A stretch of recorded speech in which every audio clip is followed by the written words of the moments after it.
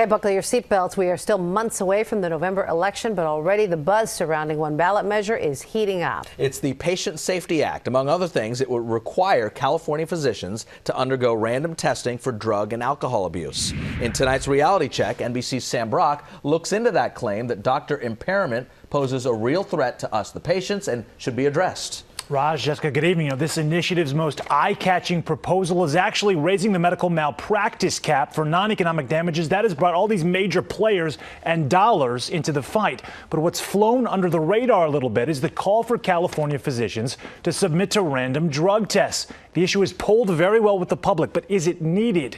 If you look at the facts, you can certainly make that argument.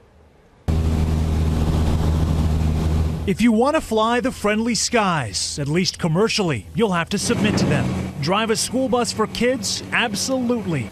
But if you're a practicing physician in California, currently you're not subjected to random drug testing. A status quo Robert Pack is trying to change. Drug testing for doctors will absolutely save lives. Pack wants to shine a bright light on what he says is a lack of oversight after prescription drug abuse played a painful chapter in his own life. An overprescribed driver killed his son and daughter in 2003. Now he spent years getting this measure, the Troy and Alana Pack Patient Safety Act of 2014, onto the ballot this fall to, quote, protect patients and their families through a number of different measures, including the random testing of physicians for drugs and alcohol. But while supporters of the measure submitted some 840,000 signatures this week to get the initiative on that ballot, we wanted to know what evidence exists that doctors are abusing drugs and alcohol and treating patients. 1 in 5 doctors, nearly 1 in 5 doctors, 18% of doctors have a substance abuse problem during their careers. The numbers cited by the measure's sponsors come from the Medical Board of California and a 1997 report on its now defunct diversion program, something formed to help doctors coping with alcohol or drug addiction. The board points out that abuse among health professionals may be as high as 18%. But the report also says that the percentage of those who are addicted at any given time is closer to 1 to 2%.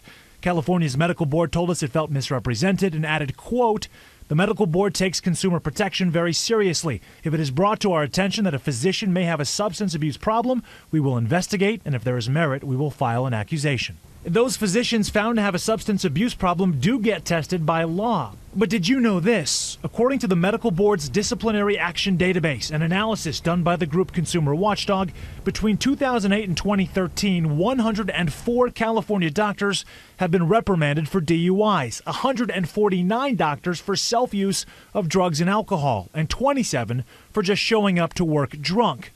So why don't we have physician testing? And that's the question we asked the California Medical Association, or CMA, the group that represents doctors in the state of California. Now, despite this group's vocal opposition to the ballot measure in general, they denied our request for an on-camera interview and said they have no position on physician drug testing.